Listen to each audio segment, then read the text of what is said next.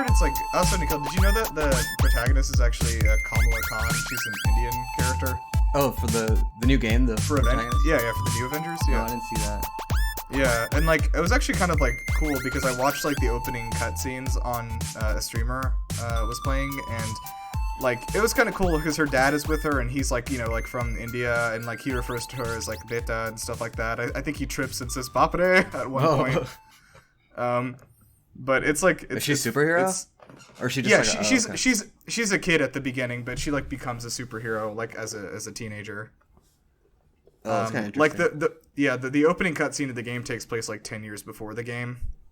Oh, I see. Yeah, I saw it was like a brand new story that they were advertising. So they created an entirely new story, but I don't know. I think that's cool. Like there's not a lot of games like having Indian protagonist, but yeah. Anyway, all right. Could everybody please look at the bottom of your shoe? You see the little brown like mark. Yep, the little brown mark there on the bottom of your foot. That was a Goomba. We're already in the podcast. I was checking my sock. I didn't find it, but now I know it's on my shoe. All right. Welcome to GameBusters. Each week we will try to outdo ourselves on the worst intro we can. So far we are 9 for 9. So this is a podcast from GameLuster.com. If you are new here, each week basically we do a deep dive into a game that we love, or maybe that we don't love, or sometimes have a hate-love relationship with, and we just try to kind of keep a positive attitude. So I know everything's very serious right now and very horrible, so we're just trying to chill and talk about video games. No news allowed. Unless there's... Well, we'll probably talk about some news. Okay, so I'm Nirav, and I'm going to be your host. So welcome to the Super Mario Bros. Super Show special. I'm joined by my lovely co-host, Rhi.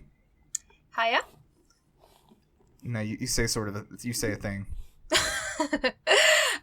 Okay, hi, yeah, I'm the co-host, gonna be sticking around this podcast a little bit longer now, probably be on every week, so that's gonna be fun. Yeah, look forward to trying to be positive about video games.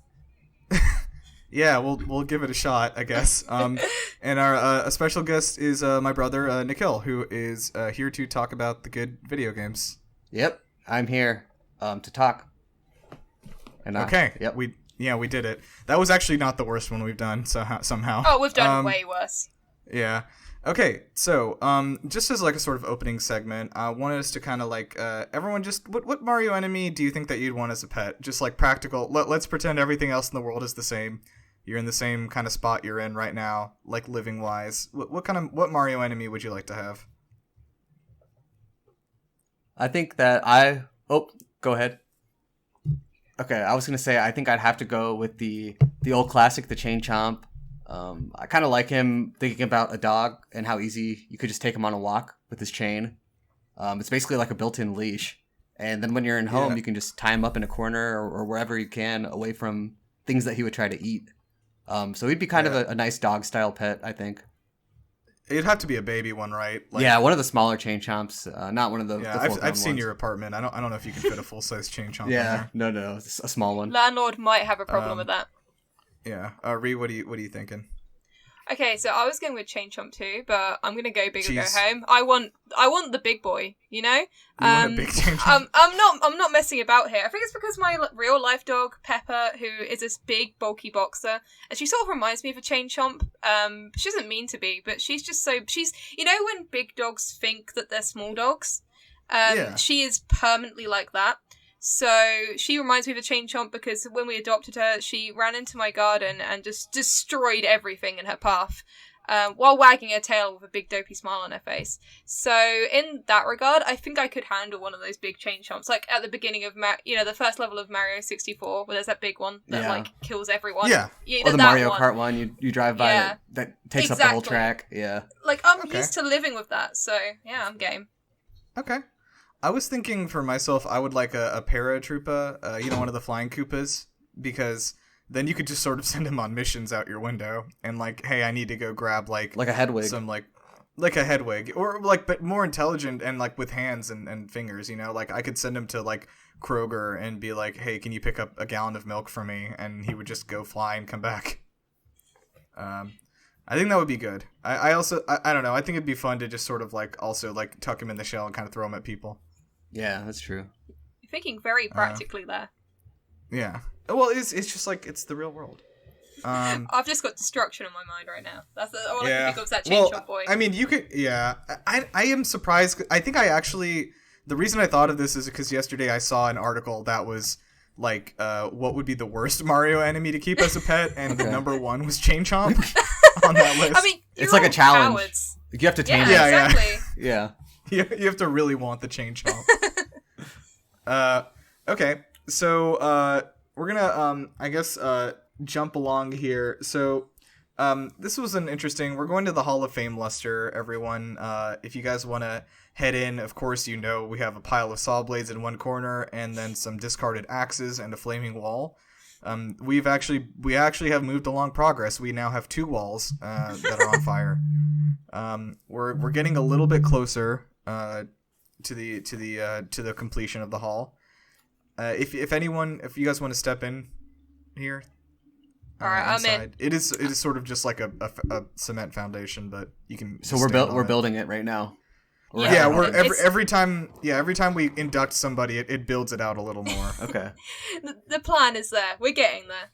Yeah, like we've got the blueprint, like the permits. We've already passed the permit on to the permitting office, so like it's balls in their court now. All right. What we're going to do today is, in the Hall of Fameluster, we're each going to bring a nomination, and then we'll take a vote on the best something. So this week, we're going to try and figure out what the best Mario song is, and I was qualifying that as any sort of individual track from a main series Mario game, from anywhere in the series. So, Rhi, why don't you start us off? Oh, I'm so glad I'm first, because I think probably you two have probably gone for this one as well. I've gone for Dire Docks from Mario 64. Oh man, that was my backup, but yeah. Was it? Oh, yeah. Well, yeah. It's just so idyllic. It's so peaceful. It is. It's a nice one. It's so relaxing. It is. It's just yeah, perfect. I don't really know what to say about it. Just listen to it right now. That's all I can say. Yeah. I will play 9 seconds of it so we don't get copyright struck. Oh, that is going to be 9 seconds too much for Nintendo. That's fair. Okay, Nikhil, what did you bring? So, I kind of went a different route other than the calm song. I went with the Shadow Mario theme from Sunshine. That's a good one.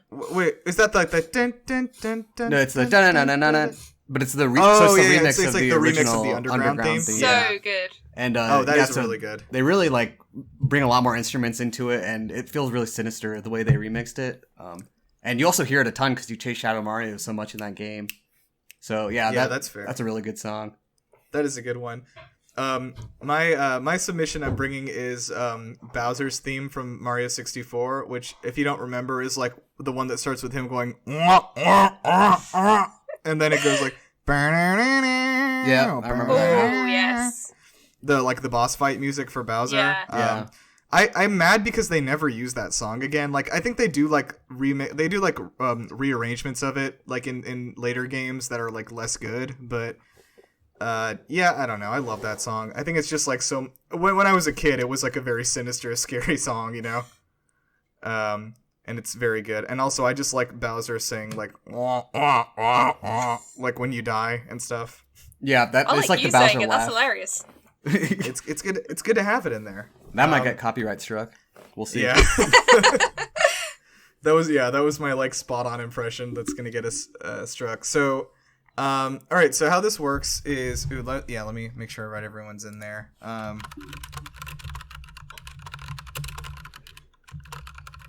Okay. So, everyone's gonna get 2 votes, and you can vote for your own. So we'll go around and see who the winner is.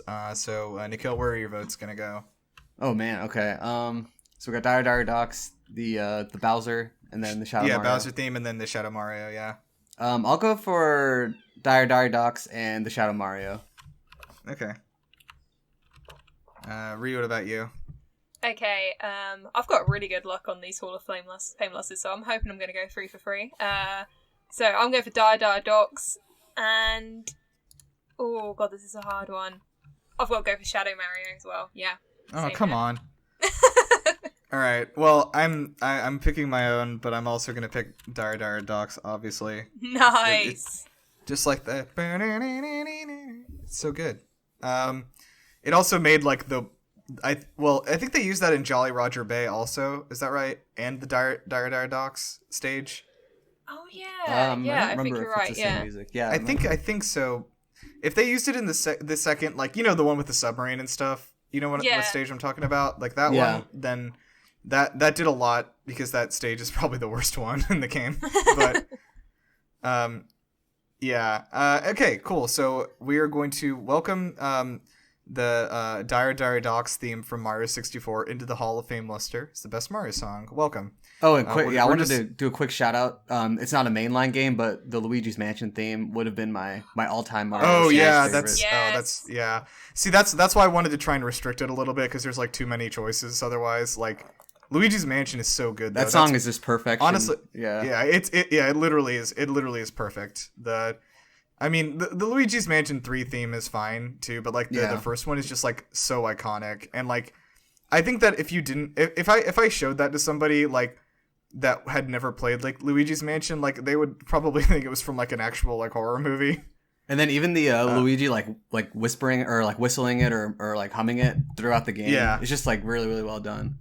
We're gonna come back and do a Luigi's Mansion episode later for like the series, but yeah, that's such a good song. All the music from that game is so good. Yeah. Okay, so all right, let's you know what? Let's all we're gonna erect a small monument for Luigi also in the Hall of Fameluster. Absolutely, he deserves it.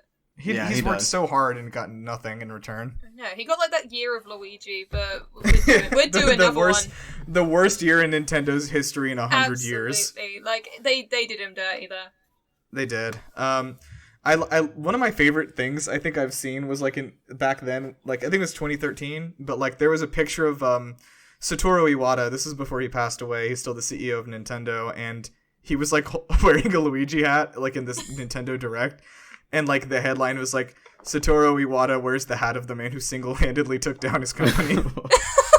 Oh man. Oh god. Okay, so let's move on into Bustums. Everybody, everyone please bring out your big whacking hammer, obviously the big black one. We're going to use that for Bustums today to kind of break into the Super Mario 3D games. So this was obviously quickly inspired by the big Mario 35th anniversary celebrations this week and the Mario 35th Direct, which would be yesterday. And so we were thinking like, oh, you know what? Everyone's got Mario on the brain, and like I'm thinking a lot about it and getting excited and getting hyped because the games are coming out in like 2 weeks, so that's pretty crazy. But yeah, so we're gonna try and focus in on Super Mario 64, Sunshine, and Galaxy, like the three that make up the pack that's gonna be coming out on Switch soon. So I want everyone to like kind of go around and I guess talk about like what's your relationship with Mario? I guess like. What games have you played? Like, are you really invested in his games? Like, what and stuff like that. Like, when did you start playing those? So, I guess Rhi probably. Why don't you go first? Because I guess Nikhil and I have a shared history of Mario. So, which was a lot of god, Mario. yeah. This why I'm so excited for this All Stars 3D collection coming out. Is because one of the games on here, Mario Sunshine. Often seen as like the ugly duckling of this collection, I think. I don't know, I see like people either prefer I feel like that's the Galaxy. popular opinion, but like I think you're wrong. Yeah, absolutely. I mean, I was always in my primary school the console wars were a big thing still, even though by like the early 2000s no one cared anymore really. So exactly, we were keeping the Mario and Sonic thing going. Don't know why we were. But I was Team Sonic, so I couldn't be seen playing a Mario game. But then Sunshine looked really good. I played the hell out of it, and it was actually the first game that I ever 100% completed. So it's always got that special place in my heart, like, because I sucked at games as a kid. I mean, I still suck at games, but I was even worse back then. If you want to watch Rhi suck at video games, you can find us on GameLuster.com and come to our YouTube channel. Mm-hmm. Where I am somehow the editor despite sucking at games, so... but yeah, it's always got a special place in my heart. I think it's because it's just such a... I mean, I love 64 and Galaxy as well, don't get me wrong. But I think with Sunshine, and I guess we'll get into it more later when we focus on that game, but I just feel like that's a very creative way in how you can approach the platforming because of FLUDD.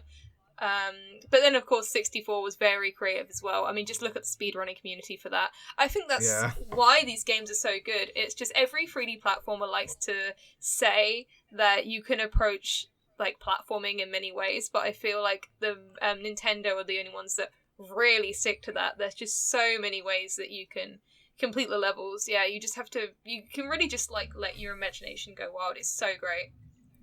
Yeah. Okay, cool. Yeah, so I don't know, Nikhil, what do you want to kind of kick off with on that? I guess for us, we had the Super Mario 64 on the N64. I don't know if I played that much. We didn't get we didn't get into Mario 64 too much when we were actually kids. Yeah. Like my like so quickly, Mario 64 is one of only 2 games in history that I've 100%ed. It's that and Spyro 2 Ripto's Rage. But I have 100%ed Mario 64, I think 11 or 12 times. All of those times were in college, though.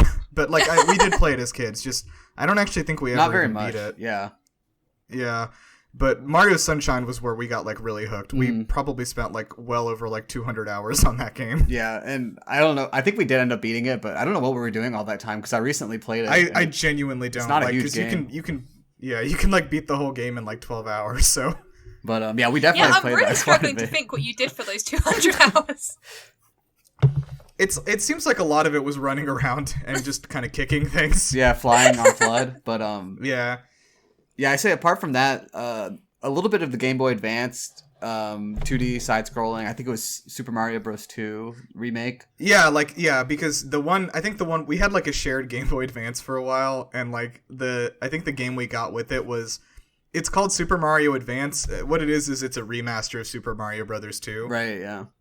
With Birdo. Like, I remember the Birdo boss in the first level. Birdo at the beginning, and then like the mask. I don't think we ever got past like the Mascos, like with the keys, you know? It was a very creepy game. Yeah, it was, man. I'll shout out also, because Super Mario Brothers 2 is absolutely my favorite 2D Mario, without question. Like, I think it's so creative and weird. Yeah. But... yeah, I don't know. Like we spent a lot of time with like Sunshine, and then also we had Galaxy, and like we played. I think I checked. We played most of it. Okay. I don't think we finished Galaxy either. I remember it being good, but I never. Yeah, I wanted to go back and play it. But now this is out, I'm gonna definitely get to play it. Yeah, right. So yeah, I mean, like I've been a fan of Mario pretty much my whole life. Like, so I'm deeply entrenched. I've played I think every main game a good bit at least, but. I got Mario Odyssey at midnight. I went to the Best Buy and I got my commemorative Mario coin, which I actually have here with me. That's kind of fun. That is dedication. Yeah. So, well, I went with my friends, so it's just kind of fun to be like, Mario's here, you know? Okay, so I want to kind of talk about, there are a lot of 3D platformers out there, especially from the N64 era, and then again very recently. What is it you think that like has made Mario so timeless? Because like I guarantee the people who are gonna pick up Mario 64 for the first time in like 2 weeks are not gonna like it isn't gonna feel like an old game, you know, like a lot of other games from that time are. It holds up very well, and like I'm curious, why do you think it is that like Mario has like made itself so timeless when like a lot of other 3D platformers, like things like Banjo-Kazooie from that time period, like definitely feel kind of outdated now? Yeah, I think part of it was oh sorry. No, you go ahead. Okay, I was gonna say I think part of it was just building off the success of the initial games. Just so many people were familiar with the character once they started getting into the 3D platforming games. Yeah, that's fair. Why wouldn't you want to see the same character you've been playing for years and years on a new platform and a new type of game? So I would say initially that definitely kicked them off, and then just doing it well ever since then. There's not really bad Mario games that you can think of, in the main story at least. So I don't think anyone has gotten a reason to distrust them or not try one of the games ever since then. Yeah, that's fair. Like, Mario is one of those things where, like, I think people are a lot, even though, like, Zelda always has, like, they have high quality stuff, but, like, people, there are definitely bad Zelda games. Like, I don't think that there's an out and out like bad like real Mario game, you know. Yeah, I mean, not one comes to mind. Mm-mm. Yeah, but I think that like I think what they do honestly in Mario is like one thing that like has kind of stuck with me is that like I think a while ago in a direct like many years ago, Reggie Fils-Aimé said like the thing that I think we do at Nintendo that like that other companies don't do is like our design documents always say like we want this to make people smile. Like that is our number one goal with anything that we produce, and it is.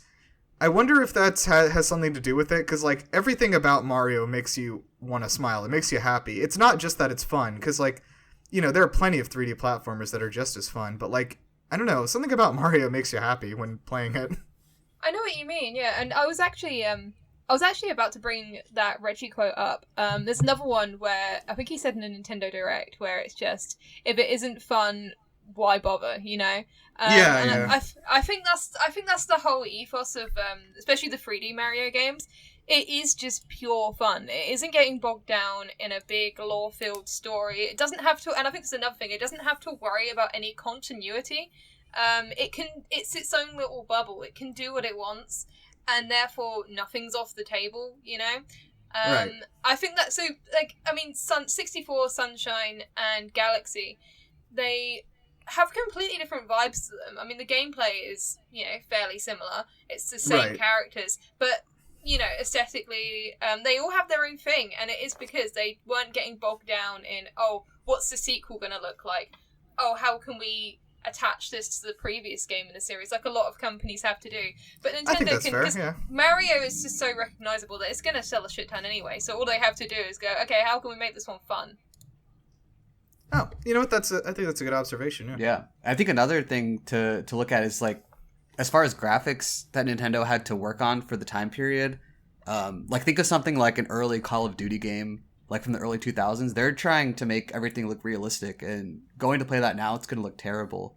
But that was never Nintendo's goal with these games. It was, you know, cartoony. It was a fun world that they built. So going to it now, like Super Mario 64, I mean, it still looks great. Yeah, I mean, it looks exactly the same, and I mean, I think that's great. Yeah, I don't know, like, I think you're right that, like, Nintendo's also, I think the reason that they've been able to afford in this console race to, like, make underpowered systems is because they leaned into the cartoon sort of aesthetic for all of their franchises, and, like, I don't know, like, I think that's, with the arrival of the Switch, like, with the Wii U almost, like, was dumb because it was, like, Nintendo made this underpowered system that doesn't do anything better than any of the other ones, you know? Yeah, it had a gamepad for some reason. Yeah, right. And like with the Switch, like there is a reason, like so it's portable, like it's a tablet, you know, and that's, I'm glad that those two things finally met and like made sense. But okay, yeah. So let's talk about Mario 64 first. So they came out in 1996, launched with the N64, which is pretty crazy, and I think Wave Race 64 was the other game that launched with the N64. But yeah, like that's a pretty big opening act. This is Mario's first 3D game, and it was pretty crazy. Just like I think that nowadays, like it's easy to kind of like look back on it and dismiss it, but Mario was sort of the first game to like prove that like you could move things from 2D to 3D. Like people were very skeptical of that idea before. Like the way that we look at VR right now is the way that people looked at 3D games back then. Like, yeah. But I don't want to like sidetrack too much, but it's worth noting that I've got to bring up Bubsy 3D if you two are aware of Bubsy 3D. But the reason I bring it up is because just to put into perspective how insanely impressive Mario 64 is. Like, it's easy to look back now and say, like, oh, it's just a standard 3D platformer. But the thing is, it was setting the bar. You know, it was creating a new genre, essentially, because Bubsy 3D, when they started developing that, and if you haven't heard of it, just Google it and look at one screenshot and you'll see what I mean when I say this. They thought that was going to be the future of 3D gaming. that because no one could envision what it was going to be. They thought that putting the bare minimum amount into it, just look at it. They thought that was the future of the genre. So it is astounding that Nintendo, with the same amount of knowledge of the genre as the creators of Bubsy 3D, managed to envision Mario 64. It is just a testament to how great Nintendo can be. Yeah, and I think I want to say Miyamoto was still the director at this point, right? I think he was still making the games. But yeah, like it's also, I think that's another thing that's very important about Nintendo is that like they have, like for Mario, for instance, like Miyamoto until the Wii era, like Miyamoto like either made or like directly oversaw every Mario game to like kind of make sure that like it felt like Mario, if that makes sense. And I think that probably had a lot to do with it, like just like trying to keep a consistent feeling between them while also like being able to set them in these such different places. But yeah, like Mario 64, like sort of I think I've heard from a lot of people, and I don't know a lot about like game, I guess about programming, but I've heard that the fact that the camera in Mario 64 works like is like a miracle. Yeah, and that's with like, one control stick on the N64. I mean, like I believe it was like what kind of the first game to like have like a controllable, workable 3D camera in a 3D environment, like.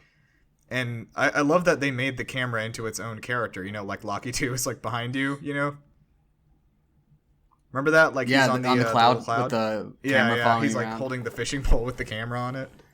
But like it was just such a neat thing. But yeah, like I mean, at the time like it came out, like Mario 64 was just like it was like a technical marvel, and on top of just being very fun.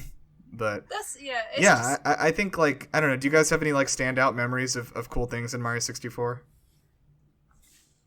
I feel like when most of my memories of this game are from the DS remake, which is where I played. We played way more of that. Yeah, right. I forgot because like we were mentioning earlier, we didn't play through the full N64 version as a kid. But so on the DS remakes, I'm remembering you finish that first floor of paintings and it feels like you've done like a lot of levels, and then you just unlock that I think it's the second floor you get up there and there's just so many more levels. There's just like a bunch of doors and you're like, wow, that was just that was just the start of the game. Yeah, it's actually a pretty massive game, and I know people can speedrun it in 45 minutes or whatever, but it's got a ton of content in it.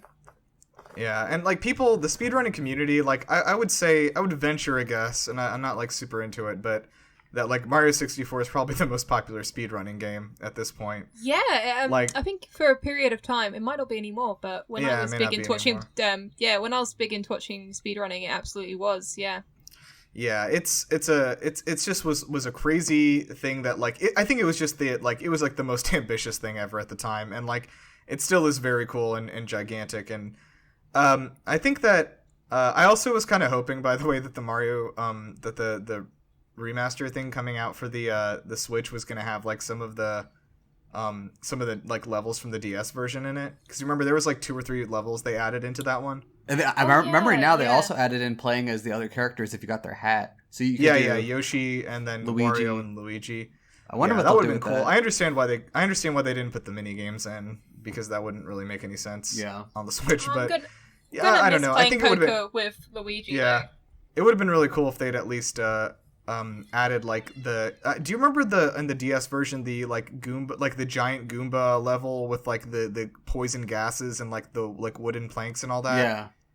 Do you know what I'm talking about? That was like that was like a new level they made for the 64 version, and then they had all those, or the DS version, but also the DS version had some of the most fun like versus play like in any video game of all time. Do you remember that, like the DS download play thing? Yep. Oh my god, that was one of the first things you could do with it. To school trips. Oh yeah. Yeah, like exactly, because everybody had a DS, right? And like back in like school trips when you were on the bus, like everybody had their DS out. Yeah, people were picto chatting or playing like the Mario 64 thing like with each other, because you didn't have to own the game. Like only one person needed to own the game to play the versus mode in Mario 64. God, I miss that so much. So good. Yeah. Man. And Luigi was broken in that game. I'm remembering now. If you did a backflip with Luigi, you went like Yeah, 10 yeah. stories into the air. You could get to anything. It's so good.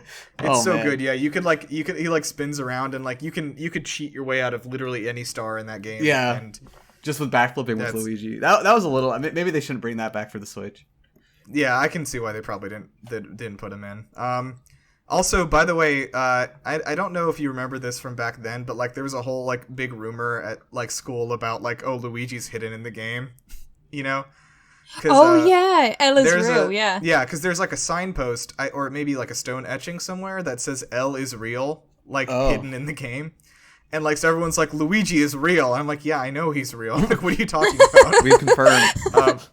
Yeah, like Luigi confirmed, but it turns out that like in the big Nintendo Giga leak of all their source code that happened about a month ago, like they found out that Luigi was real. Like he was in the game and they like removed him sort of at the last minute to get the game out on time. And that's what the sign was referencing? Yeah, so yeah, like somebody was like, one of the developers was like sad they couldn't get Luigi, and so he like had left like an Easter egg hint in there. They had to add in there like Luigi is real. He can hurt you. Like, he's real. He's there. I wonder if that sign is still going to be there in the new one. But anyway, so I thought that was cool. But yeah, and then at the end, you finally see Yoshi after like fucking 50 hours. You get to Yoshi on top of the mansion. Yeah, and he's like, "You won. You did it." And the penguin race. We got to bring up the penguin race. That was pretty original and I mean, exciting. like I think one like shared childhood memory of literally everybody in the world is like the first time you picked up the little baby penguin and threw it off the mountain. Oh man! I love how we all collectively did that. We're all assholes. Everyone on every child on Earth did that, right? Like they picked up the penguin and they said like take it to the mom, and then you threw it off the mountain. You had to. Everyone's instinct was, let me see if I can kill this baby. Yeah, and then like I mean like even that level was so iconic on its own. Like introducing like the slide race and the theme. You know, the slide theme is so iconic too. Like, you know, that's another good soundtrack. Racing the penguin. Yeah, that is another great one. But the also like I want to like mention like I think pretty much every Mario game has had like an award worthy soundtrack. Like they always kill it. Like they've never you know, like the soundtrack is always something you have to mention like for any Mario game. They just like consistently knock it out of the park. Oh yeah, but they don't miss. No, they don't. And like I don't know. I mean, maybe it's just because they pour more money into this than probably any other game in the world, but okay, so yeah, let's so when Mario 64 was like a huge hit, obviously, like it came out and it like destroyed the sales charts and everything. It like catapulted Mario. It very firmly ended Sega's console career. Just this one game. Like it knocked them out of the race, quite honestly, and it kind of tossed Sonic to the back as like just like another second tier character, you know, like he was not like a Mario competitor anymore until the Olympics. Don't worry, Sonic fans, we're going to talk about Sonic Adventure at some point. We're doing Sonic next week. Don't worry, we'll be back. We're talking about Sonic Adventure, right? Because Sonic Adventure, if anyone knows, Sonic Adventure, which was released here as Sonic Adventure DX. That was Sega's answer to Mario 64. So, like, in your mind, compare those two games for a second. God. Sonic has some redeeming qualities. We can't. No, Sonic is great. Like, but it's just like when you look at like this game at that time, like versus like Sonic DX, it's just like that was. You can see why Sonic sort of lost the war here. Okay, but did Mario have a banging soundtrack from Crush 40? I think not. You know, no, he didn't. He didn't have Jun Senoue jamming out on the guitar. I love how Sega, like, Nintendo invested all their time on making sure the game was fun, and Sega was like, every character needs to have have a soundtrack. Every Knuckles stage needs a rap. You know? Yeah, okay, like that's. I know we're talking about Mario, but like I do have to say that. With the, I think, single exception of Sonic Forces, every single Sonic game has had an amazing soundtrack. Like they also are, they always hit it with them. Yeah. Like, Sonic Forces sucked because they decided, okay, like the genre of music for Sonic is affectionately called butt rock, which is what it is. But, true. Like they decided to do like basically like EDM and like techno stuff for Sonic Forces, and it sucked. And like. There were like no guitars in that game. Yeah, you It's gotta awful. stick to what you know, Sega. Yeah. Okay, so let's move on to Mario Sunshine. So Sunshine was not a launch title. It came out fairly early in the GameCube's life. But everyone was really hyped for it, obviously after 64, and then seeing the graphics for there were some teasers for Sunshine in Melee, because Melee came out like with the GameCube, and seeing Mario rendered like that at the beginning of you remember you both remember the Melee intro, right? Like, you know, the first time you saw that, like, and like, because they threw out the Mario 64 Mario and then like re-render him with the polygons in front of you, you know, at the beginning. Oh yeah, you know what I'm talking about? Oh my god, In the arena. how can you forget? Yeah. It's just like iconic. But yeah, like seeing Mario like that, people were like, holy shit, like that's what the next Mario game's gonna look like compared to the 64. Like, that was such a crazy jump. And I can Sorry? sorry, I was gonna say that, like, I can legitimately remember, like, as a kid, looking at that Melee intro and then seeing the graphics in Sunshine and thinking, in my, like, dumb 8-year-old or however I was old, like, brain, like, oh god, games are peaked, can't get better than this. Yeah, like, it's not gonna get better than that. Oh, I actually probably will still say that the biggest generational jump was, like, the N64 to GameCube, graphics-wise. Yeah, agreed. Anyway, so, like, yeah, Sunshine came out, and I think it was pretty critically acclaimed. It was not Mario 64 critically acclaimed, but, like, overall, everyone loved it. And I think in retrospect, people have liked it. I don't know why, and I do wonder if it's one of those things where, like, the last thing that, like, came out, like, people just hated, and then, like, the new thing is, like, do you know what I mean? Like, every so often, every few years, the thing that people love about a series and the thing that people hate, like, changes up one. Yeah, I completely agree. I think it's got, like, middle child syndrome, because everyone's, in 3 years, everyone on the internet's gonna be like, Mario Sunshine was the best one. Like, I'm surprised people don't think that now. I've always thought it was the best one. I have also, for the past, like, I've also always decade thought it was and a half the or best however one. long it's Yeah, been. for the record, this is a podcast of real Sunshine fans, unlike posers in 2 years listening to this. These Galaxy posers over here, like, I don't know what they're talking about. But, yeah, so Sunshine was, like, a huge deal, and, again, like, sold gangbusters and all that.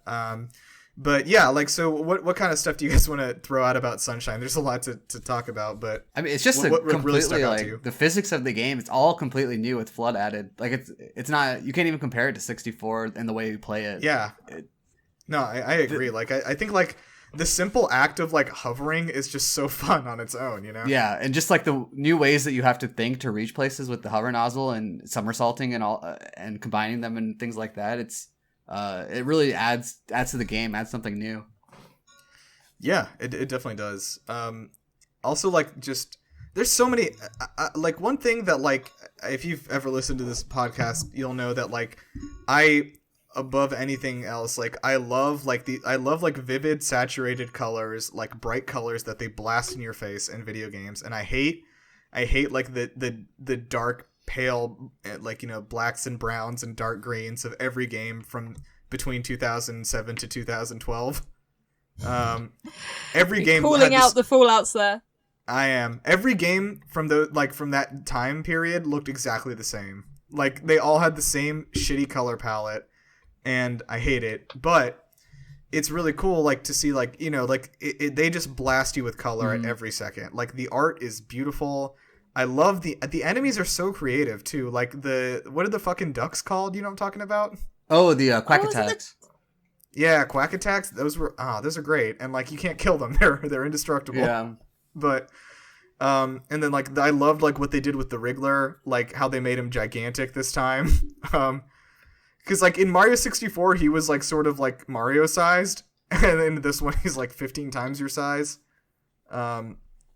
It was just so creative, like, you know, flying on the sandbird and collecting those red coins was so weird and cool. Oh god, that level gives me PTSD. I hated that one as a kid. But if you want some real PTSD, I'd like you to think about the Manta Storm for a second. Oh no, don't. Oh, I think that's why we spent so long on the game, was trying to finish that level. Yeah, it was probably just the Manta Storm. Oh god, I've recently got into watching Sunshine being speedrun, and you can imagine how much the speedrunners love that one. You know, Oh man. That one, and then there's a later one in that one, Sirena Beach, I think it's called. There's a later one there, which is like clean up the electric goop or whatever, and you have like a minute. Oh yeah, to you throw water barrels beach. to try and like explode water on areas. Oh man, it is ridiculously difficult. I'm interested to go back to. I don't think I've played Sunshine really since I was a kid that much. Like I've dabbled here and there to like play a level or two, but like. I'm curious to see how well the game as a whole like holds up after all this time. Actually, go ahead. Oh no, you go. I was gonna say I actually replayed it recently because my girlfriend had never played it, so we were just playing through Sunshine. And the end of Gelato Beach, or is it Gelato Beach? I don't actually know. I don't know. I think we always said Gelato Beach because we didn't know the word gelato. Yeah. But the end of that level is the watermelon festival where you have to roll the giant watermelon down the mountain without it popping, and I don't think we ever did that, and I still can't do it. No, we definitely didn't finish it. Like it's just like so inventive and creative, and like what's the thing with the How did you guys feel about the no FLUDD levels, like where Shadow Mario steals the FLUDD? Well, and then they're always like just like regular platform levels with moving platforms. And things. I actually like those. They really like break up the game. It adds a different type of challenge. I found that's sort of the defining thing. Like every time I talk to somebody who doesn't like Sunshine, they say like, "Oh, well, it had those stupid like no FLUDD levels," and I'm like, "No, that was really cool." No, it's actually funny that like the Sunshine haters that you've spoken to have said that, because with me it's been like the opposite. People have said like, oh, FLUDD sucks and the no FLUDD levels are the only good ones because it's just classic Mario. I don't want classic Mario. We'll play classic Mario if you want it. Yeah, and the reason why I love Sunshine so much is because it just throws so much in there. Like most levels are doing something new with the mechanics that you have. Mm-hmm. It's interacting with the world slightly differently. Like you said, it's just fun to go around Delfino Plaza. Delfino Plaza? Yeah, Delfino Plaza, yeah. But the funny thing is, like, we haven't heard these words until we're definitely not pronouncing these right. So, just going around that with FLUDD, and like, oh my god, one of my happiest memories is unlocking one of the new nozzles. And just being like, oh my god, this unlocks so much. And I love the turbo nozzle. Like when you get that, you just like blast off into the ocean and run for like 30 minutes. I think that's gotta be one of the best gaming memories, is getting the turbo nozzle and just going around messing about.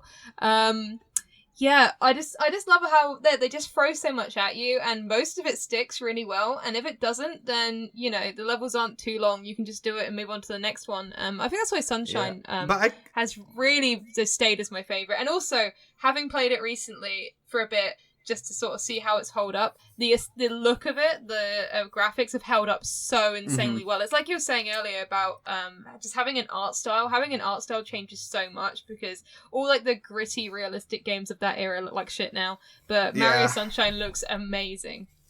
The one thing I just remembered is that game starts with Mario getting arrested and going to jail. Yeah. Oh my god, that's even better. The story is actually it's very fun. Yeah. That court trial where they just like don't even let Mario like the judge is just like, you're guilty, you're going to jail. Mario must clean up the whole island. Yeah, his punishment is just cleaning up the island. I just love how he's not even given, like, Peach is like, hey, can we like defend him for 2 seconds? And I'm like, no, you can't. Like, no. I feel like there's a hidden layer. Like, it's a dictatorship, basically. It's scary stuff. I hope they explore that and they remake it. Does anyone else remember? Go ahead. Oh, good. I was gonna say, does anyone else remember when Brawl came out on the Super Mario Sunshine stage, and you would just like pause and zoom in around Delfino Plaza to get a look at it? Oh yeah. Oh god, yes. It's like, do they include everything in here? We gotta see. Yeah, this. They do. Like they even have like little durians in the market and stuff like that you kick around. Yep. Man, and chasing Shadow Mario around is like really fun, honestly. Oh man, like the Okay, so also the GameCube was like way too ahead of its time with the adaptive trigger thing. So you would light press R to run and shoot. Yeah. The way they're handling that, by the way, in the remaster here is that like R1 is to like light shoot and like R2 is to like stand there and shoot. I guess makes is the more best sense. You can do. Yeah. Yeah. But so like if you like lightly pressed it, it would like, you would spray while being able to run, and then if you held it there, you'd get a longer range, but then you'd also be stationary. And you could aim it, yeah. Yeah, which is like I don't know. It's like the adaptive controls are such a huge thing on the PS5. Like they keep talking about it every time. So like, it's funny that like the GameCube had that and no other consoles, and then like only one game used it. No one even talked now, about it. Like no one. Yeah, one exactly. But it was like a weird thing at the time, and it was cool. I think it's a testament to how good the controls are in Sunshine that I wasn't even like I knew it was a thing in the back of my mind because obviously I've played the game and I used it, but it flows so well that I didn't stop to think like, oh, it had this adaptive thing because it just feels so natural. It's like muscle memory. Yeah, the controls are so good in that game. Yeah, I think it's gonna be really exciting. I'm gonna play when I get the thing. I'm gonna try to play through them all in order, and I think I'm gonna 100%. I think I'm gonna try to 100% the 64 in Sunshine here, but I'll see how I do. Sunshine's on a little tricky. There's a couple of levels in Sunshine that are just hard. Like the Watermelon Festival. Yeah. What else was there that was really hard? I think one of them in the when you go on top of the Sunshine Tower in town, that pipe. I forgot what that level's called. Is that which one? The village with the big fiery chain chomp. Pianta Village. Is it Pianta Village? Yeah, I think it is. Yeah. Doesn't that one have a super hard one at the end? I'm trying to remember what the last one is. It definitely might. Like, I don't think we ever finished that level specifically. Yeah. There's also, do you remember that we I think we called them Pintos. Yeah. Like Pinto beans. Kids. Yeah. Yeah, Pinto Beach, dude. Yeah, but anyway, they are Piantas, I think. Yeah, but that one was that's a weird stage too, but I liked it. Noki Bay was also very cool. Shout out to Noki Bay. Yeah, for poisonous water as a boss. Also the eel, you have to clean his mouth. Oh yeah. Oh god, I hated the that Ely's one. Mouth Dentist. I think it was called. Was that the mission? Yeah, it was like Ely's Mouth something Dentist. Like that. Yeah, something like that. Man. Anyway, everyone go get the collection. Play this. So, all right, let's jump on forward. So, Mario Galaxy was a little bit later. That was a Wii title. That was a little bit farther into the Wii's lifespan. But everyone was super hyped for that one, obviously, because they were like, Mario's going back to its roots. Like, this is going to be some like pure uncut Colombian platforming, right? And they were like, and it's cool because of the camera angles and like the gravity stuff, and like. It is really cool. I love I think first of all the music for Galaxy specifically deserves another shout out. Like it's so pleasant. Mm-hmm. Like the music. Oh god, it's so good. It's like almost all like relaxing, but at the same time like epic. Like all of it makes you feel like you're in space. Oh yeah. But it also introduced a fan favorite, Rosalina, which is great, except for the guy who hates Rosalina and destroyed all the amiibos. Oh, I don't know about this guy. You didn't know about that? Okay, so when Amiibos got released in it was 2013 or 14, whenever they came out, there was this guy online who hated Rosalina so much with a burning passion. Like he would apparently he had a whole channel dedicated to hating Rosalina, and so he would what he did was he spent hundreds of thousands of dollars and he bought every shipment in the United States of Rosalina Amiibos. He bought every single one and he destroyed them all. Oh god, my favorite thing about that is the fact that Nintendo would think, oh god, Rosalina's so popular. Yeah, exactly. It definitely had the complete opposite effect where they're like, people love Rosalina, let's put more Rosalina merch out there. Oh god. It's so stupid. I think he burned them actually, if I remember. He melted them. Oh, that's not good. Anyway. God, but that's just so peak Nintendo fan. It is. I love Rosalina though. She's cool. Oh yeah. But so Galaxy was really cool in that it returned to the series. It was a lot more like the roots. It felt like more I think a translation of the of some of the older games into 3D. This was all about the platforming. It was all about getting the right timing on your jumps and stuff, and running at the right speeds and everything, and solving little puzzles. And I don't know, I enjoyed it. Like I said, we did not finish it. And Rhi, how much did you play of Galaxy?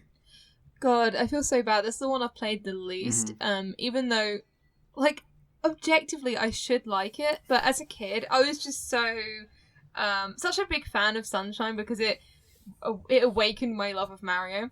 that when I Yeah. finally got it, I was like, oh, this isn't Sunshine. Yeah. Where are the little like big nose guys, whatever they're called?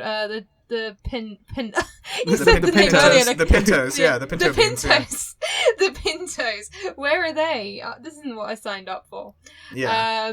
But I remember liking it. I can remember having a lot of fun with good, it. It was and very creative. Yeah. I think as an adult, I'll probably enjoy it a lot more. Just like trying to like master the really tight platforming stuff, you know. Yeah, I think that's another but- thing. It was definitely harder than Sunshine. Yeah, it which was. put me Mhm. off. So, Yeah. but as an adult, I'm really looking forward. That's why I'm so hyped for this collection because I I- can play 64 and Sunshine again, and I can give Galaxy a go. I think I also missed the hub world thing, like of have like 64 and Sunshine had like a hub Yeah. world, and you would like jump into a thing and go somewhere, and like Oh, God, yeah. Galaxy sort of has like, you know, the warp star thing, but like the way that it's organized is like a little confusing because there's like little galaxies, and within the galaxies there's planets, and on the planets there's like X number of missions and stuff like that. Yeah, the also, I don't know if anyone remembers the opening cutscene of Galaxy, but like Bowser's ship like attacks the Toad City or something, and he kills like many toads. Like a lot of them die, I don't and then remember this part. then the rest of them like take up arms with like spears, and they like march after Bowser's army. And then I like can I guess remember- Mario jumps on some stuff. It's been a while since I watched the intro, but I can remember as a kid like laughing at the fact that the toads just like I mean, it makes sense now. That It was like a I comical didn't- thing, Okay. right? Like the bomb would drop and they'd like fly away Yeah. screaming like. And they like instantly surrendered and was like, okay, take her then. We're not that fast. I don't know if you know about this. This was on a video from a long time ago. Somebody explored, but they, in order to make Mario's drowning animation for Galaxy, they did this thing where like once Mario starts drowning, they don't want you to see Mario's head when he's drowning, right? Right. And so like you see his hand come out of the water and it like sinks down, okay? But they don't want you to see his face while he's suffocating. So instead of just like angling his body so that his head is underwater, what they did was they shrink his head to about 1/10 of its size, but it's like still on his body. You can zoom in and see his. Oh my god. Yeah, if you like zoom in, you can see his like tiny Mario head while he's drowning, screaming. Oh god. Anyway, everyone, please do that in this one if you can. Okay, so yeah, like Galaxy had some really cool stuff in it. Like I said, I'm very excited to give that an honest try, and I really hope I get through the whole thing. I'm sure I will. I've been like craving more Mario. I've replayed Odyssey like last year, I think, and like I love when Odyssey came out, I was like super impressed with it. I still am. It's still pretty much like it's still like very. I think they did a good job of merging the stuff we loved about 64 and Sunshine with the stuff like from Galaxy and 3D World that people loved. Galaxy. I just want to say like Galaxy is pretty much. I think a lot of people say that's the best one, and like I think everyone has their preference on which one's the best. Like I love like I said, I love Odyssey. I think it's probably the best of the 3D Mario games, just as far as like if I'm trying to be objective about it. But like Sunshine is still my favorite for sure. Odyssey has such like tight platforming and like such interesting mechanics with possessing all the enemies. It's hard to like not love it. But No, I know what I you don't- mean. Yeah, I think even Yeah. as a kid who gave Galaxy like, about 5 minutes, I think in the back of my head I knew this is objectively better than Sunshine, but it was just I had such an attachment to that hub world. So yeah, it's like even if it's like even like better, you know, better designed or whatever, like it really just comes down to like what's fun for you, and like Yeah. yeah, I don't know. Maybe if So we were born a few years later and like, grew up with Galaxy, that might have been. the I'm same sure it would have attachment. been, yeah. Yeah. So I don't know. Did either of you guys play 3D World? Oh, is that the 3DS yeah. one? No, that was the Wii U one. 3D Land was the 3DS one. Oh no, I played the 3DS one, but not the Wii U one. Okay, well they were a joint set. They kind of came out at Okay. the same time. And also it's interesting because 3D Land is kind of a better game because it was designed for a single player, and 3D World was designed for multiplayer. So if you if you play 3D World with the single player, you're gonna have a bad time. Oh It's not, god, yeah. It doesn't feel good to play like that. Yeah, I was very lucky because I had I've got a sister who's 10 years younger than me, so when that came out, it was like, okay, I can buy this and say, hey, I'm gonna buy this for my darling sister for us to play through, but it's like I really want to play it. I did try playing it in single mode and it really sucks, but yeah, you absolutely need to play it with people. My when 3D World came out, I was a junior in college, I think, and I was living with my roommate, who was also my best friend, and we obviously played a bunch of that together. But like more often than not, what I would do is like have like our friends come over to the apartment and like have 4 of us play together, and like I played most of that game with 4 people, and it is just so much fun. Like guys, anyone listening to this, if you have somebody to play with, and it has online now, the Switch version. If you have somebody to co-op with, this game is an absolute must-have. It is so much fun to co-op. And, I mean, if you're a diehard Mario fan, I'm sure you'll get it anyway, even if you're playing it, like, single-player. But, like, if you are going to have to play it single-player, I mean, it's okay to skip on it. It's fine. They've actually added the whole Bowser story thing. Isn't that new that they've added? Yeah, they added a Bowser DLC, which I'm interested in seeing. It apparently they said in a press release thing later that it's an open concept, like it's a Mario 64 / Sunshine / Odyssey style like open thing with like a sandbox area. Oh god, I love multiplayer. That's gonna be so fun. Yeah, that's really excited, and also the Mario Cat is great. I mean, I love the Mario Cat. It's so much fun to play as the cat. It added so many fun mechanics to that game. But yeah, so yeah, 3D World, by the way, is getting a re-release, like 3D World Deluxe, and Bowser. It's coming with an unreleased DLC, Bowser's Fury, which, I don't know what the size of that is, but I'm hoping it's pretty big. Did you play the DLC level for 3D World, which is obviously packaged with it this time? The Rosalina's world. No, I didn't. No, I think I got burnt out on it on the whole Wii U by that point, I think. Yeah, that's fair. I wish I could. Honestly, what I'm excited about most about 3D World coming out is that now I can throw my Wii U into the incinerator where it belongs. I'm so glad that, like, step by step, Nintendo are making the Wii U absolutely obsolete. Yeah. But anyway, so yeah.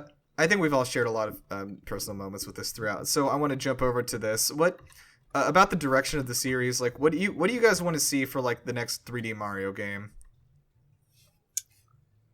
God, I think. Well, I mean, return to I haven't played Odyssey, so if I'm gonna say something that's in that, I do apologize. But what I would like is a return to sort of Sunshine and 64's just having a massive hub world. If Odyssey has that, great. And sort of just feeling Odyssey, yeah. Have I like really offended you not playing? Odyssey? No. Like it's like Odyssey's a great game and you should play it. But it doesn't have a hub world. But like it's interesting because it really does like. It really, really fuses the design philosophy of Galaxy and 3D World with the design philosophy of like 64 and Sunshine. Oh, okay. Like, it does a great job like finding its roots in both of those and like trying to pull the best parts of each one. I would agree. I would love to go back to like the fully like open hub world thing with like jumping into the wall or whatever. Yeah, you know? I just like that feeling of it feeling like you've just stepped into this new world. And of course, Sunshine, that's quite literally because Mario's never been here before and he just lands there and then immediately gets arrested and that's fun. But I think it's just, and all the levels feel really connected. All the worlds feel like, they're all part of the same thing. Which I didn't really get from Galaxy, so I'd like to see that. Yeah, again. Well, I think in Galaxy that wasn't what they wanted. No, like not in Sunshine, it's all one island, and you can look at the map and see it where every place is located. That's and what I like you can see them from it. each other. Yeah. Like, you can see from each level you can see other levels. You know. Oh, the fucking Ferris wheel park! Why didn't we talk about that? Oh my god, yeah. that's so cool. There's I too used much to to love talk that about. as a kid. All the levels were cool. Yeah. I'm so excited to play Sunshine again.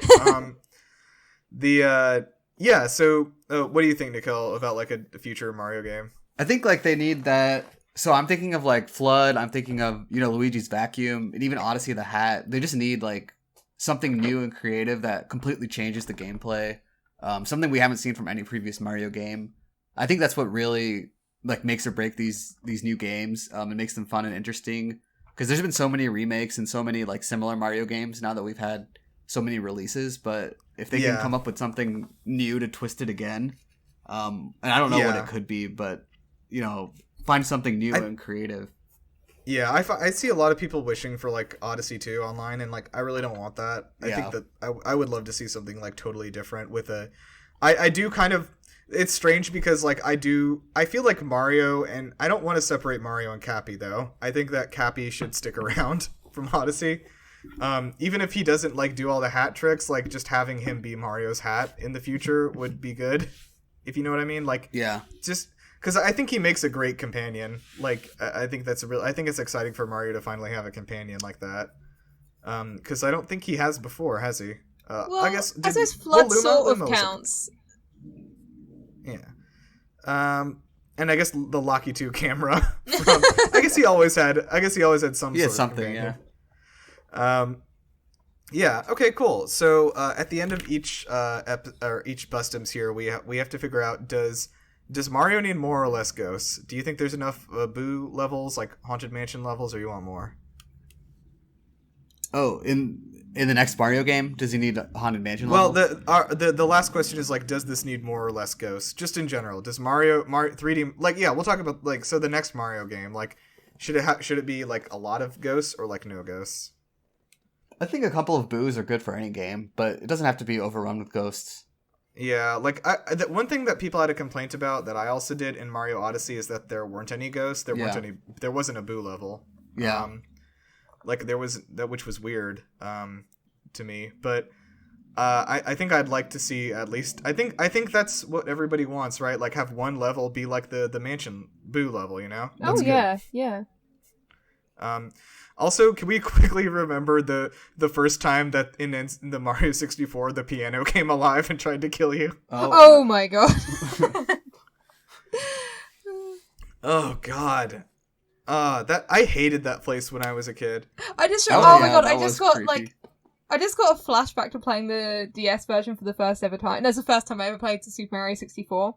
And I can remember I legitimately, as a kid, developed a fear of going into, like, the mansion where all the levels are, which sort of got in the way, because I forget where it is, but I went into this, like, back garden bit, and something spooky happened. I've probably, like, repressed that memory, but something scary happened, and, like, and I think this is probably why I didn't play much 64 as a kid, because I just developed this fear of, like, Bowser's gonna get me in the mansion somehow. So yeah, underrated horror game. Alright. Yeah, it is. Also, I want to throw something out, because I read about this, and I don't know if this is, like, a real thing, but, do you guys remember Wet Dry World from Mario 64? And you hit the switches and the water level rose? Was that it? Yeah. Do you remember what I'm talking about? Mm-hmm. So apparently some combination of like the colors that they chose to use with like the background of like the ruined buildings in the distance and a sunken destroyed city and the tones of the music and like the key of it, like apparently they hit some sort of like psycho, I don't know, like some sort of thing like trifecta that would make people like miserable. Like, oh my god, the aesthetics of that level apparently are like, I don't know if they were designed that way, but there's like videos about this and you can go look it up. Like, but like the aesthetics of that level are almost like 100% designed to make you miserable while being in there. And it's interesting. I read this whole thing about it and like watched a video. This was like months ago, but it just came to mind. It's an interesting thing. I don't know if it's really true, but I think at this point we have to assume Nintendo's doing it on purpose because there's also Lavender Town in Pokemon. Oh yeah. That's so true. They're 100% trying to do something to the minds of children. So yeah, Nintendo, if you're listening to this, we're on to you. This is a true crime podcast now. Don't trust 5G. You're on. Nintendo's in on it. Nintendo, write it down. Reggie did 5G. Bill Gates funded it. Okay, so let's jump out of Bustums and let's move on to time for games. So we're gonna play a game here. I'm just calling it Real or Fake Star Mission because I couldn't think of a clever thing. And what I'm gonna do is I've assembled a list here of. So we're gonna do one for 64, one for Sunshine, and one for Galaxy. I have here a list of 5 star missions, like the title of the mission, and some of them are real, some of them are fake. We're gonna go through, and so at the end of each one of these, I'm also gonna have as a second thing, if you can tell me the name of the level that we're in, extra point to you. But I have made up some of these are fake, and I've made them up. So as we go through them, so like it'll make sense as we start. So this is Mario 64 here. Okay, these are here's a mission. Quick race through downtown. These are all from one stage. Okay. And you can guess what the stage is. Quick race through downtown. Is that real? I'm going with fake. Fake. Yeah, I don't. Not in 64. No, that's real. What? Quick Oh. race through downtown. There's a downtown? Apparently, listen. Express elevator, hurry up! Exclamation point. I'm gonna go with real. Yeah, that is real. All right, hidden secrets of the sunken town. Yeah, that's cool. real. Yeah, real. No, that's a fake one I made up. Oh, Come on. there was definitely a sunken town type thing. There was, but it wasn't in the name. It just said like 5 secrets of the deep or something. Oh, All right, top of the town with an O apostrophe. top O. Oh, top O. The town. Top of the town. Real. That's real. Yeah, that's a real one. All right, and a shocking discovery. Oh, there was like some electric eels. This is all on the same level. Oh, here. it's all on the same level. Okay, I missed that. Yeah. I'm gonna go with fake. I'm gonna go with real. Okay, that's a fake one. Oh. Yeah, I made that up. But there's a bunch of like electric things in that level. Yeah, this is we shouldn't have just talked about it. This is Wet Dry World. I should have waited to mention it. Oh. Okay. So also, by the way, I've randomized the order with the number generator, so they're like actually randomized. Okay, this is Super Mario Sunshine. This is again all from one stage. Okay. Mokalo the Second's Crazy Race. Ooh, that's real. Is that his I name? feel like I remember that quite strongly. Is that his name though? That's a good point, actually. I'm gonna go with There is fake. He had a pretty wild name. I don't think that was it. I'm gonna go fake. What do you think, Rhi? I'm locking in real. You are. Well, you're a loser. Oh. You've lost the race. Haha. Damn it. Yeah, the guy's name is Il Piantissimo. Yeah, that's right. I was way off. Because he wears a Pianta hat, so he's Piantissimo. Or it's like a mask or something. Yeah, he's like a little Pianta. I guess. He's a like wannabe. Yeah. Wait, yeah, like hold on. What He's is like he a human doing? wearing a Pianta suit, and he I runs races. As a kid, I like really want to know what his deal was because in the game they present Yeah, this to you isn't he- and never explain it. So I can Isn't remember he like also just wearing like an undershirt and boxers? I think. Yeah. yeah, they never address the fact that this is blatantly a human, like the only other Yeah. human. Interesting. Just pretending to be this. Yeah. All right. How about this one? The Amazing Underground, like with the M-A-Z-E in dashes. Okay. Fake. That's fake. Ah, that is fake. You got it. Hey. All right. Secret of the Lava. Real. I feel like that's in real, the I think. Oh god. No. I feel like that's real. No, it's a fake one. Oh shit. It was like it was called like Clean Up the Lava or something dumb. There's so many secret of the Sunshine. Yeah, like, so I many know. stages are secret of the something. Okay, Pianta's in Need. That sounds fake. Yeah. Yeah. Fake. That's a real one. What do they What? need? Piantas are in need. Okay. Return the Lost Chain Chomp! Exclamation point. Yes, that's definitely real. Yeah. That's real. I remember that one. Nope. That's a What? fake one. We've the been more Bernstein confident Bear. I sound, the more wrong Yeah, I am. right? Well, I looked at the missions were and like retitled them. So like they all are things that happened, you know. Okay, this is the one for Galaxy. Oh, by the way, what stage was that? I think you know That was what stage that was. Pianta Village. Yeah. Okay, so this is all from one planet in Galaxy here. Boulder Geist Daredevil Run.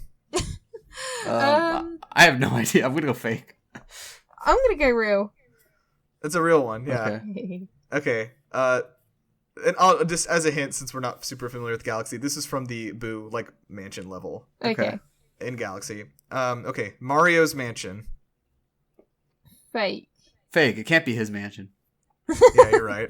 Well, there's a mission in that where you are Mario and Luigi gets trapped in a painting and you have to rescue him. like So, okay, a very spooky sprint. That's real, I think. Real, yeah. I'm gonna go with real. Yeah, that's a real one. You got it. All right. Purple coins in the pwn pen. Fake. Fake. There are no purple coins, are there? No, there are purple coins in this one somehow. Okay. I get a fake vibe from it.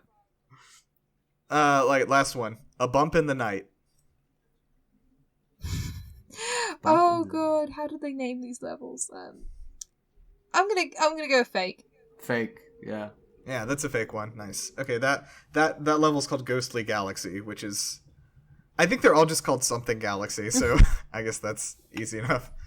My memory of Galaxy is like super clouded, so when I think about the planets, I just remember like Knuckles flying around the planets in Sonic Adventure 2. Like that giant green planet on one of his levels. Oh, yeah, wait, are you talking about like Rouge in the Mad Space? Or... Yeah. Doesn't Knuckles go up there too? No, you're just thinking because we played so much 2-player that like Knuckles could be there, but that was Rouge's stage. Oh, okay. Knuckles had the meteor herd, remember? Yeah, meteor herd. But he could go up to some... Oh, he didn't go to the planets though, right? He had the inverted tower, remember, at the top? Yeah. Anyway, yeah, I think that we actually are gonna... I think we are still trying to do the Sonic Adventure games next week, so... I don't know, Nikhil, if you're free, we can... you should probably come back for that one. Yeah, I've got some Sonic Adventure memories. Okay, so yeah, that'll wrap up time for games. So yeah, let's everyone move on to the wishing well. Please, everyone, pull out the commemorative gold coin that you should have received in the mail. Obviously, it's just a Mario coin, right? Just one of those gold coins. Everyone got it? Yeah. Yeah, we're good. Okay. All right. I want you to close your eyes and toss that over your shoulder in the wishing well. What is a dream Mario spin-off game for a genre that has not been done? And it doesn't have to like star Mario, just like in the Mario universe. All right, I'm confident with mine. All right. Obviously, dating sim. You know. Ooh. I mean, okay. as Tell far me about it. Well, mainly because of Waluigi. Not gonna lie. Yeah, mine also focuses on Waluigi. Please continue though. But I'm trying to think of more details here because all I could think about was romance and Waluigi, so I'm pretty distracted by that. Yeah. But no, I just feel like there's a lot of potential there. Daisy, I always thought she was cool as a kid as well, so let's throw her in there. But it's mainly Waluigi. I can't lie. He'd be a good fit for a romance game. He always carries a rose around. That's pretty sweet. Nice. Okay, Nikhil, what you got? I think a Mario crime fighting game, like running the streets of New York, kind of like a Spider-Man 2 type thing. Oh wow! So wait, tell me about some of like the things. What kind of crimes would you be? You'd be stopping like Mushroom Kingdom crimes? Yeah, so probably not like violent crimes, but maybe Bowser wreaking havoc on a local pizza shop. You got to go in there and stop him.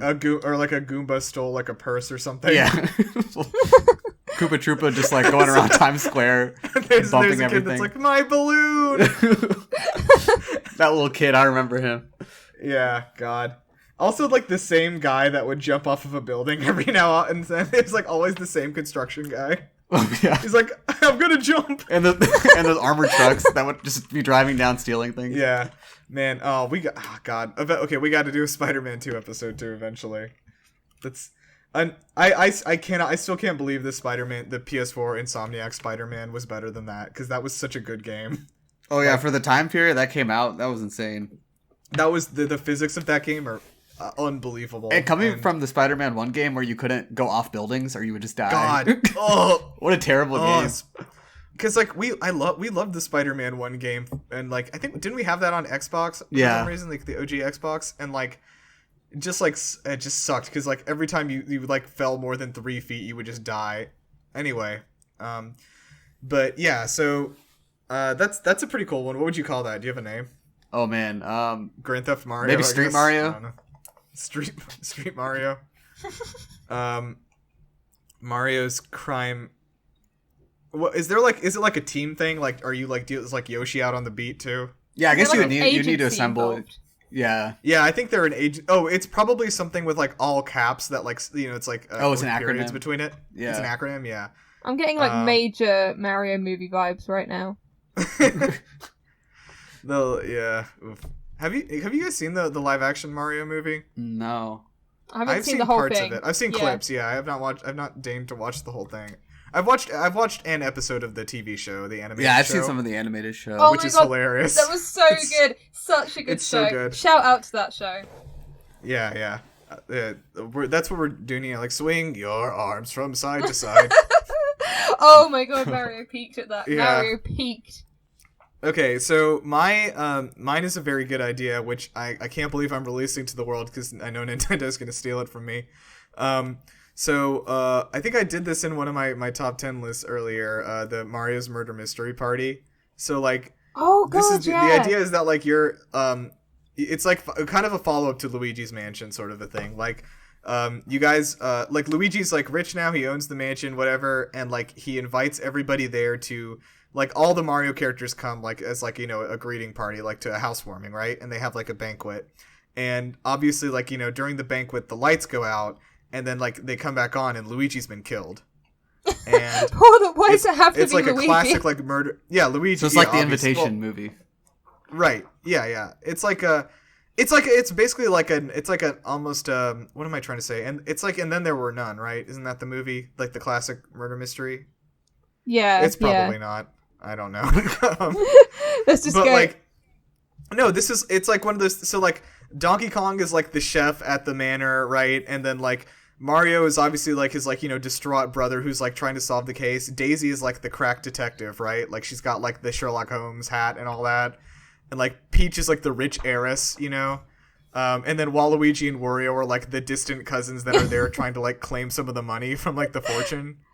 The thing is, unironically, if they can figure out a way to put murder into a free plus, Yeah, maybe just this is a disappeared. really good idea. Yeah, right? Like, maybe he does, like, if this is going to be a real thing, I think Luigi maybe gets kidnapped and not killed. Or taken to the Shadow Realm. But like, actually, No, like, finding clues and solving puzzles and stuff, and that would be a pretty fun game. Yeah, it would be really fun. Anyway, that's free of charge, Doug. You can take that. All right. So everybody, I guess we'll close out here. Thank you guys for joining us for this episode of Game Busters. I'm really excited for all the Marios that are coming, and thank you, Nikhil, for joining us on this one. I have another friend who is really excited to talk about Sonic next week too. So I think we did some investigating, and it turns out that I think Rhi and I are the only Sonic stans. We're the only ones How with have not? the I feel like fortitude to be Sonic it's fans. disgusting. everyone It's has to frankly have played disgusting. Sonic Adventure 2 at least. Like, you Yeah, have to like- have played that game. I don't get it. I think most people played it, and then they just don't want to call themselves a Sonic fan anymore, because I think we're the only ones that are either strong or stupid like, enough brave to enough. to keep doing it. Anyway, yeah, so tune in next week for that. But thank you to Todd Howard for making the Fallout Mario thing. That is very funny. That went around. There's like have you guys seen like the post-apocalyptic Mario thing? Oh, I don't think so. Oh, God. It's a fun video. Go find it, and he has a lot of guns, and it's basically just Fallout. Okay. Yeah, thank you, Todd, for that. Yeah, thanks, Todd, for creating that. Okay, so yeah, please find us at GameLuster.com for cool articles and reviews and such, and opinion pieces, and you can find us on YouTube.com/GameLuster for some cool videos. I think Rhi and I have a cool one planned where I don't know Final Fantasy VII. I don't know what it. I think Cloud is there, and he has a big sword, and so Yeah, you are technically not wrong. I'll give you that one. yeah, and so what we're gonna do is Rhi is gonna assemble some images and some dialogue from the game and spread out from through it, and then show them to me, and I'm gonna like 100% accurately figure out what the game is about. Oh, it's gonna be so great. Which I think we should do with Kingdom Hearts in the future too. Oh my God, yes. Which would be like a fucking nightmare, but yeah. So look forward to that, and then I have a little like a piece on Reggie. That I'm working on, which is that new action platformer game that's like in ancient mythological India. So kind of talking about that from like an Indian perspective and like all the cool things in it. And there's plenty more coming. We got some more console tours from Kate and from Tim/Ryu. We're not sure. And Rhi, do you have anything you want to plug specifically? I just want to big up a feature that me and the other female-aligned writers at GameLuster worked on recently. as I'm sure everyone listening remembers, E3 shared that really weird article, 25 games that even women can play. With their dainty hands, these are the ones that they can manage. So, funny enough, a lot of us didn't find our favourites on there, so we did our own list. That's still on the front page of GameLuster.com, so please check that out. By the way, I shared that list on Facebook, and some guy came in and was like, "This isn't a real list because there's no Zelda on here, and women love Zelda." I was like, "What are you talking about?" Okay, so I'm just saying, like, 5 people, that are women made this list, and I have had so many. And of course, the dudes are like showing up to be like, "That's not right. That's not what women like." No, I spoke to a woman once, and she didn't like this. Yeah. Okay. Yeah. Thank you guys. Great. Anyway, it's a cool piece. I liked it. I'm glad that we got that. And okay, so you can find me on Twitter at Gondizi and Rhi. What are you at? Just Rhi. I'm Rhi_Bevan. Cool. And Nikhil, do you have any plugs for things you're doing? No, usually I'm unfortunately in the depths of League of Legends solo queue, so you won't find me anywhere else. I'm trapped. Okay. Yeah, that's fair. Everyone go play League of Legends, I guess. Well, nope, don't start. You can never stop. Okay. You don't play League of Legends is the plug. But there are a lot of new Riot games if you want to try those out. They're supposed to be pretty good. Yeah, I actually love Valorant. Like, I play Valorant with my friends pretty often. And Runeterra is supposed to be good as a Hearthstone alternative, too, that's less pay to win. Yeah, which is good. Okay, cool. So, who won the thing? Oh, Rhi. God. All right. Rhi, you won the Hall of Fameluster contest, so you have earned the right to take us out on your signature catchphrase. God, I end every episode. This is so great. All right, so we already established. Is that your catchphrase? Yeah, why not? I've got a long catchphrase. As we established, Doug Bowser is listening to this podcast. So, Doug, my man, give us Sunshine 2, give us Melee 2, and please don't make the All Stars trilogy like a temporary thing. I beg. I know it's ending on March 31st. I'm sorry. Like, I can't believe we went through this whole thing without talking about the fact that we're trying to be positive. Mario's going to self-destruct on March 31st, 2021. So, in lieu of my signature catchphrase, which I still haven't written, I am just going to plead with Doug Bowser to please see sense and don't make the 3D All-Stars collection self-destruct from the Nintendo eStore on March 31st. Please, I beg.